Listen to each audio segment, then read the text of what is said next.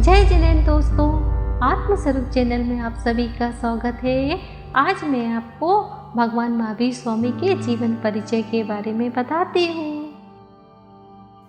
भगवान महावीर स्वामी जैन पंथ के 24वें तीर्थंकर हैं। महावीर स्वामी का जन्म 599 ईसा पूर्व वैशाली के कुंडलपुर में हुआ था। इनकी माता का नाम तिशला और पिता का नाम सिद्धार्थ था।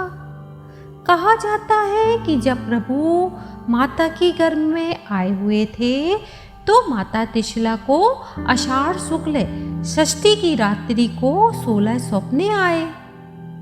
उन्होंने अपने पति से सपने की बात बताई तो राजा सिद्धार्थ ने राजजोशी को बुलाया।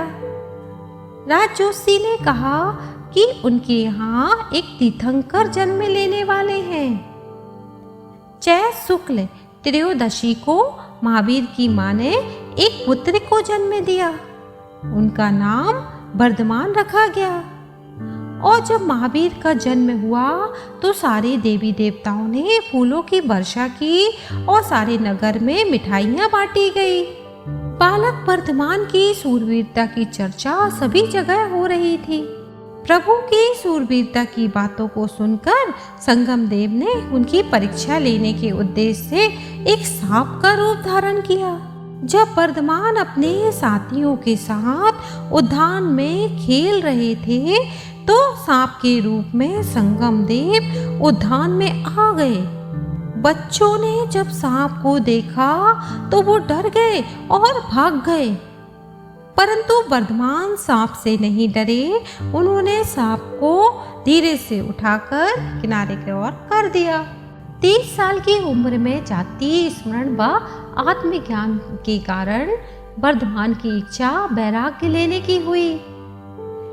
प्रभु ने अपने बड़े भाई की आज्ञा से वैराग्य को धारण किया और उन्होंने मुनि दीक्षा भी स्वयं ली और केशलुंच भी स्वयं किए। मुनि के वेश में प्रभु का प्रथम आहार राजा कुल के द्वारा दिया गया। राजा कुल ने उन्हें प्रथम आहार में खीर दी। कौसंबी में जब महावीर स्वामी 6 माह के प्रवास में आए हुए थे और वे साधना में लीन थे, तब उन्हें राजकुमारी चंदबाला की करुण पुकार सुनाई दी। कहा जाता है कि सुभद्रा के दुष्ट अभिप्राय के कारण चंदबाला को लोहे की जंजीरों से बांध दिया गया था। उनका सिर मुड़वा दिया गया था और उसे कोदो का भात दिया जाता था। प्रभु को आहार देने के लिए चंदबाला जैसे ही आगे बढ़ी तो उसकी लोहे की जंजीरें खुल गईं और उसके सिर पर बाल भी आ गए और उसका कोदो का भात चावल की खीर में परिवर्तित हो गया।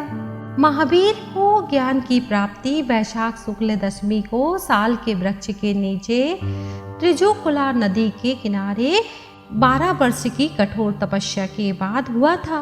उन्हें 42वें साल में ज्ञान की प्राप्ति हुई। ज्ञान की प्राप्ति के बाद वे जिन कहलाए। जिन का अर्थ होता है विजेता, अर्थात अपनी सभी इंद्रियों पर विजय प्राप्त करना। महावीर ने अपनी सभी इंद्रियों पर विजय प्राप्ति कर ली थी। वे योगी भी थे और निग्रंथ भी थे। निग्रंथ का अर्थ होता है संसारिक बंधनों से मुक्त होना। महावीर स्वामी सारे संसारिक बंधन से मुक्त हो गए थे, इसलिए उनका नाम महावीर पड़ा। महावीर का अर्थ होता है साधना के प्रति समर्पण। उन्होंने 12 वर्ष की कठोर तपस्या की, वो भी पूरे दिगंबर अवस्था में। महावीर स्वामी ने 5 सिद्धांत बताए हैं: सत्य, अहिंसा, अपरिग्रह, आस्ते और ब्रह्मचर्य। उन्होंने सबसे अधिक बल अहिंसा पर दिया है। उनके अनुसार सभी प्राणियों को हिंसा नहीं करनी चाहिए और सभी प्राणियों के प्रति दया भाव रखना चाहिए। उनका सिद्धांत था अहिंसा परमो धर्म। जियो और जीने दो के सिद्धांत पर उन्होंने बहुत अधिक बल दिया। उन्होंने कहा कि सभी जीवित प्राणियों के प्रति सम्मान का भाव रखना ही अहिंसा है और किसी भी प्राणी के प्रति मन से, वचन से और कर्म से हिंसा नहीं करनी चाहिए। महावीर कहते हैं कि धरती पर जितने भी प्राणी हैं वे सभी अपने संचित कर्मों के कारण ही संसार में चक्कर लगाते हैं और कर्मों के अनुसार ही उन्हें भिन्न भिन्न योनियां मिलती हैं। महावीर स्वामी को ज्ञान की प्राप्ति के बाद कैवल्य की प्राप्ति हुई है। कैवल्य का अर्थ होता है मोक्ष और कैवल्य की प्राप्ति तभी होती है जब चारों कर्म नष्ट हो जाते हैं, जैसे कि मोहिनी कर्म, ज्ञानावरण कर्म, दर्शनावरण कर्म और अंतराय कर्म। इन कर्मों के क्षय होने के बाद ही महावीर को केवल ज्ञान की प्राप्ति हुई।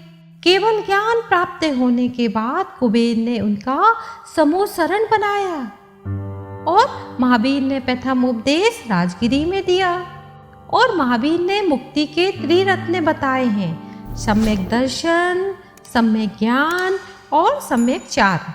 महावीर का ज्ञान सभी जगहों में प्रसारित होने लगा। महावीर स्वामी जब 72 वर्ष की आयु में थे तब कार्तिक कृष्ण की अमावस्या को पावापुर में उनको मोक्ष की प्राप्ति हुई। इसी दिन जैन पंथ उनकी याद में दिवाली मनाते हैं। धन्यवाद दोस्तों।